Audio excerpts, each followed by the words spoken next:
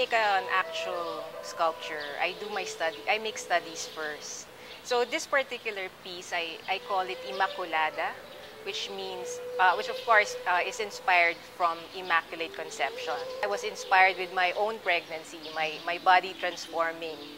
And this piece particularly shows the concept of a fruit being a life capsule because it has a seed inside. For me, there's a metaphor between pregnancy and the seed. I work usually when I work with sculptures, I use a modeling clay as a mold. No?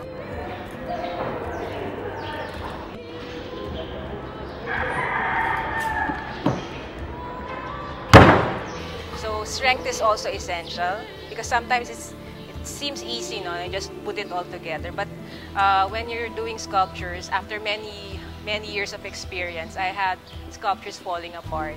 So you have to let go of the piece, no? And then just live with the experience, to learn from the experience. So that's how I've practiced working with clay.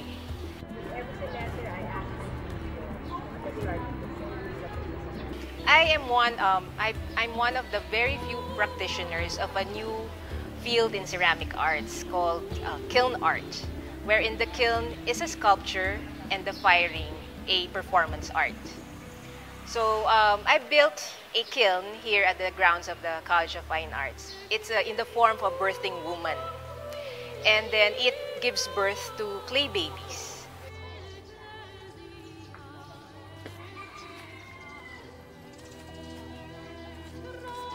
So I was invited in this, it's Europe's premier ceramic event. And it's an international event called International Ceramics Festival. It's held in Aberystwyth, Wales, in UK. And I've been invited to rebuild luwal. I call it luwal, which is composite of luwal being giving birth and luwad, which is clay. So I put those words together to name my kiln. If you can see, there's a hole here. That's the inlet flue, we call it. It's a part of a kiln where the draft or the heat comes from the firebox. I'm a woman divided by 5. Kasi nga, it's very difficult, no, actually. Because I'm a mother, a wife, a teacher, an administrator, and an artist. That's very difficult to juggle.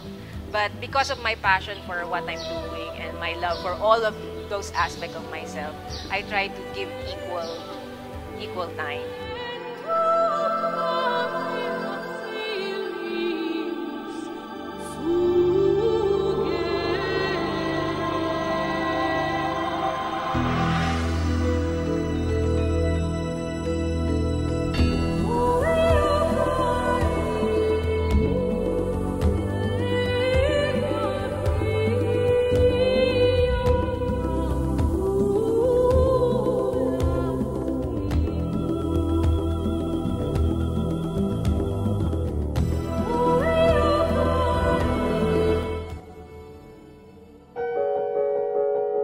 Actually, in this NGO that I discovered that I enjoyed working with visuals, or that I may actually even have a talent for it. The NGO that I joined, it's called Development Education Media Services. It's a development communication NGO. This was what got me really interested in documenting and telling stories about ordinary people's lives, and particularly stories that had to do with human rights violations and what sectors were doing in order to break free from social injustice. So, Bunso and Minsan Lang Sila Bata were both critically acclaimed, and they got awards, and they went around the festival circuit. So I guess people got to associate my films with children's films. But I do all sorts of documentaries that deal with human rights issues and with the marginalized sectors. I did a series actually on farmers. Lupang Hinarang sa Sumilaw, Lupang Hinarang sa Negros, about the sugarcane workers from Negros who went on hunger strike. Yung dokumentaryong yun ang naging dahilan kung bakit nandito ako ngayon sa industriya nito. Kasi parang ipinakita niya sa akin na may magagawa ka bilang isang filmmaker o bilang isang journalist para ipakita sa lipunan or sa publiko yung nangyayari sa lipunan. Yung bunso, again, at that time, pakiramdam ng mga child rights advocates na people were very sympathetic to the case of kids who were in conflict with the law. Sabi ng mga child rights advocates, we have this bill that's been sitting in Congress for 9 years and yet they're not acting on it. So maybe what we need to do is make a documentary. What is the quality of Ditzy which I think makes her deserve to be a lifetime Hildegarde?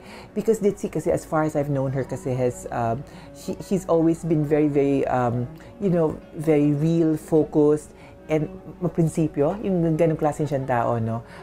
She does not compromise when it comes to work. Her work is reflective of the kind of person that she are, no? Yung talagang may pagmamahal sa kapwa, sa bayan. Isa siya sa mga pioneer documentary filmmakers ng Pilipinas. With that alone, parang sobrang deserving siya for Hildegarde Award kasi she paved the way para dun sa mga future filmmakers. Very passionate siya sa kanyang craft.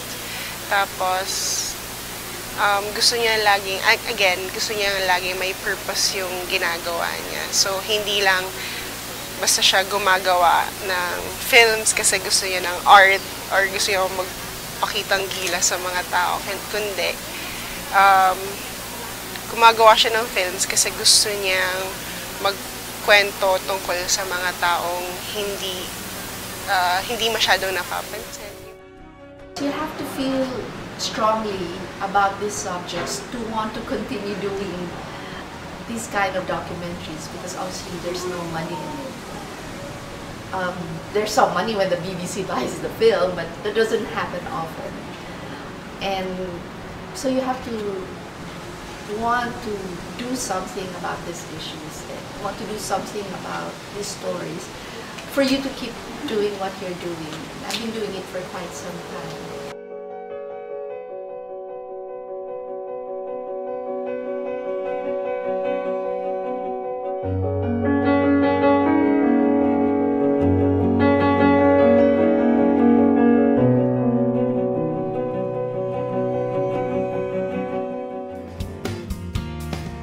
The year was 1986.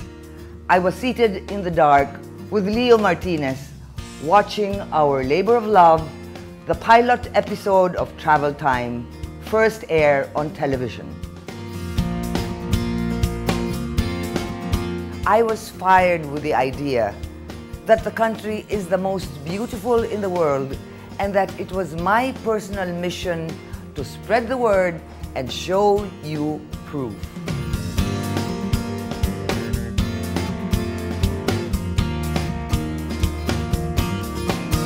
The road we travel in life is best traversed in the company of friends. My name is Manong Sandeas and I've been a co-host of Travel Time with Tita Susan since about 2012. You ask me why I'm doing this. This is why I'm doing this. It's been very fun, a lot of fun. Because it's work, pero what other work will allow you to discover and explore your own country, di ba? And of course, as we know, there's so much to learn and to see in the Philippines. Generally, no, she is a very endearing, she's a very loving and a very caring co-host. As a mentor, as a tita, an auntie, diba? As a friend. Part of her advocacy was to promote Filipino culture talaga na the traditional harvest traditions, yung mga kultura natin, yung mga pagkain of very Filipino traditions and culture of our country, no? And these are things that only we think, no, only Tita Susan can do, which is why to say that we are continuing the show is really it's a major responsibility. Keep on traveling, always anticipating, always living in the joy of the moment. Thank you very much. I'm Susan Calo Medina. Ako si Susan Calo Medina. Huwag maging dayuhan sa sariling bayan.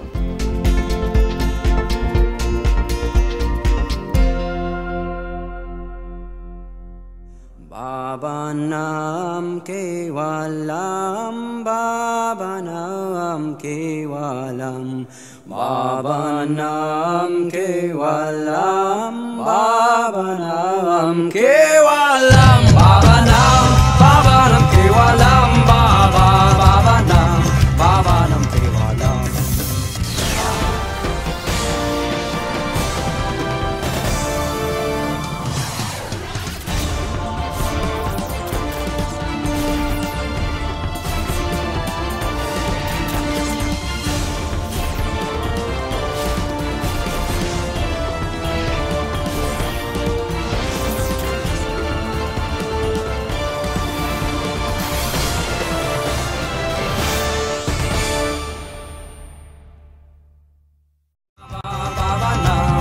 Bhavanam kevalam, bhavanam, bhavanam kevalam,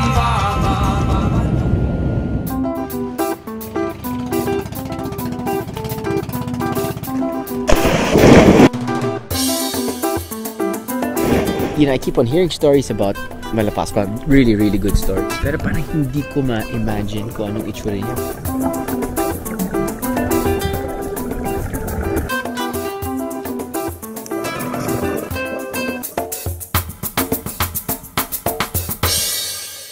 Bhavanam kevalam, bhavanam kevalam.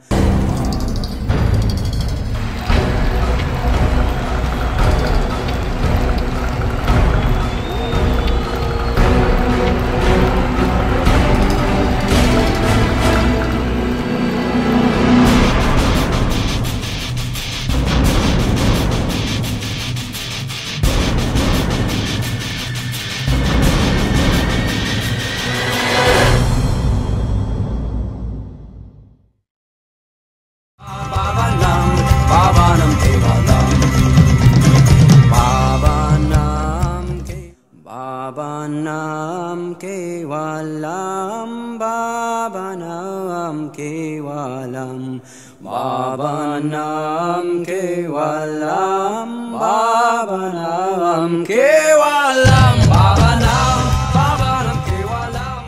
Maging handa at ligtas kasama ang DZMM Red Alert! Kung ikaw ay nakatira malapit sa aktibong bulkan, siguraduhin ikaw ay naka-Red Alert. Kapag may banta ng pagsabog ang bulkan sa inyong lugar, agad ihanda ang Red Alert's emergency bag. Maglagay ng long sleeves na damit na madaling isuot upang maging proteksyon sa alikabok at mga debris na dala ng posibleng pagputok ng bulkan. Kung may sasakyan, magdala ng extra fuel para sa inyong posibleng paglikas. Maghanda ng emergency action plan. Magtakda ng lugar kung saan maaaring tumakbo sakaling magbigay na ng abiso ang pamahalaan kaugnay ng pagsabog ng bulkan. Dapat ay hindi ito malapit sa kagubatan para makaiwas sa wildfire o anumang anyong tubig na maaaring daanan ng lahar.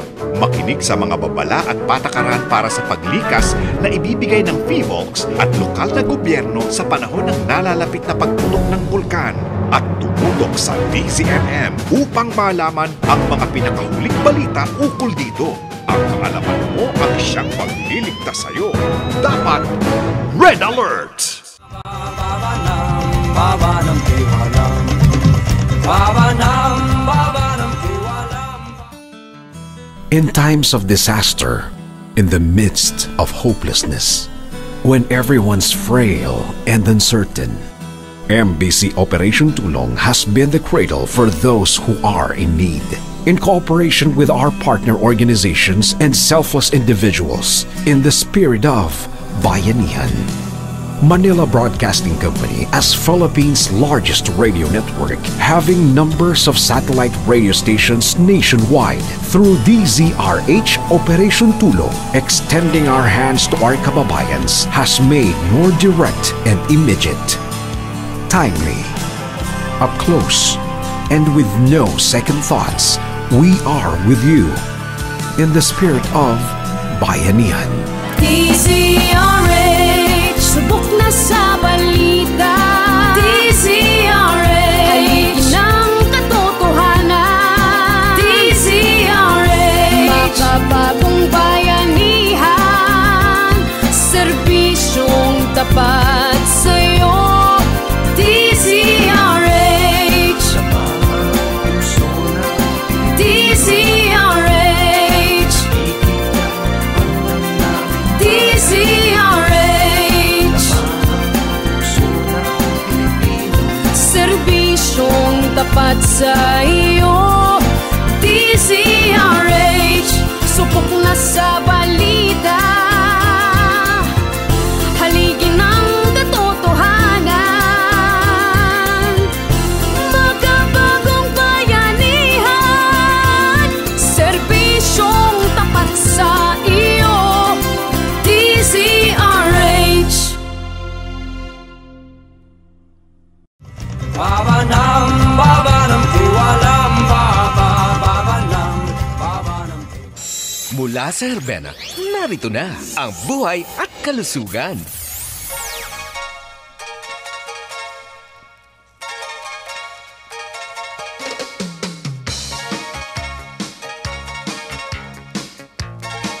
Babanam, babanam, tiwalam, babanam, babanam, tiwalam. Babanam, kewalam, babanam, kewalam. Babanam, kewalam, babanam, kewalam. Babanam, babanam, kewalam. Gamang tae dyan. Kaya ko pabaksakin yun.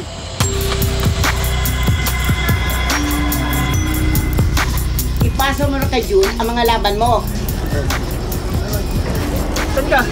Lalaba pa ako. Balik na lang mamaya. Sige, sige.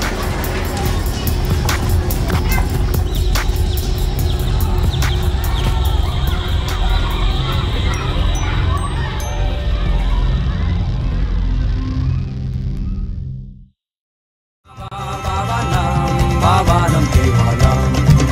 Babanam, babanam, tiwalam. It might seem crazy what I'm about to say. Sunshine, she's here, you can take a break. I'm a hot air balloon that could go to space. With the air, like I don't care, baby, by the way. Clap along if you feel like a room without a roof. Clap along if you feel like happiness is the truth. Clap along if you know what happiness is. Babanam, babanam, tiwalam, babanam, babanam. May gagawin ka ba? May gagawin ka ba? November 25. So November 25, sumama sa walk to end vow sa Quezon City Memorial Circle. Para sa karagdagang impormasyon, bisitahin ang www.tcw.gov.ph. Magsama-sama tayo upang wakasan ang karahasan sa kababaihan.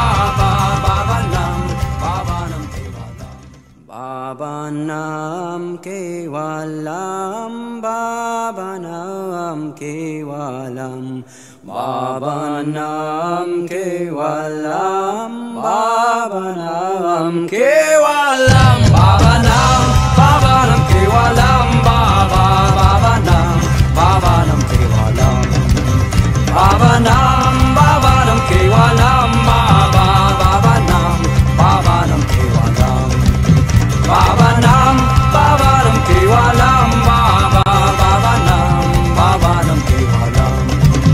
Babanam, babanam kewalam, babanam, babanam kewalam. Babanam kewalam, babanam kewalam. Babanam kewalam, babanam kewalam. Babanam kewalam, babanam kewalam. Babanam kewalam, babanam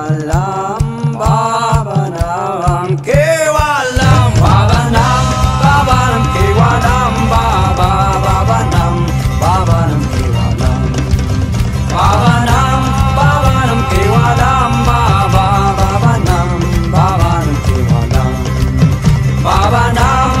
babanam kewalam, babanam, babanam kewalam, babanam, babanam kewalam, babanam, babanam kewalam. Babanam, babanam kewalam, babanam, babanam kewalam. Babanam kewalam, babanam kewalam. Babanam kewalam, babanam kewalam. Babanam, babanam kewalam. O, late ka na yata nakauwi kagabi. Ilang beses ka ba dapat pagsabihan? Ang hirap sa'yo, parang hindi importante ang mga sinasabi namin eh. Kaya kinabaliwala mo! Paulit-ulit namin sinasabi sa'yo, hindi ka ba nakikinig?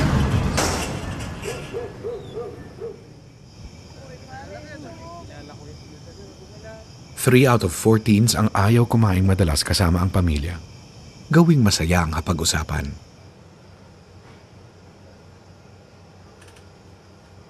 O anak, ginabi ka pala sa project mo ah. Kwento ka naman. Babanam kewalam, babanam, babanam kewalam. Isang taon pa lang ako, nasundan na ni Toto. Grade 2, 8 taon pa lang, 4 na bata ang inaalagaan. Grade 6, 12 na ako, kasing dami na ng pamilya ko. Sabi mo, pasensya na, walang pera, kaya mag-drop out ka. Ina ko, sabi mo, kami mahal nyo. Ari ko, pati kayo nagplano. Sana hindi gutom at nag-aaral pa. Alaga't malusog ang buong pamilya. Ang planadong buhay ay maayos na buhay. Babanam, babanam kewalam, babanam, babanam. It's a shame that there still is that double standard. Sayang daw ako, because I'm a single mother. If a guy gets a girl pregnant, he's a stud, right? But if a girl gets pregnant, malandi siya. When the news spread of my pregnancy, people were like, sayang, she was at the top of her game.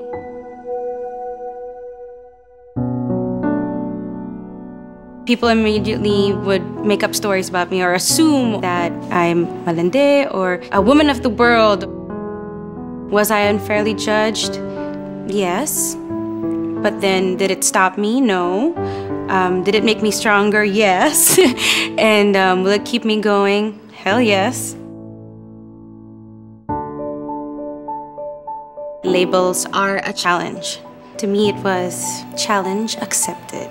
I wanted to show people that no matter what happens to you, it should never stop you from being successful. In the end, I've got to do whatever I wanted to do. And as an actress, I've never been happier. Being a single mom, it's really empowering because there's more purpose. And nothing's greater than a mother's love. I'm blessed. Sayang? I don't think so. Can you whip it? Because I did.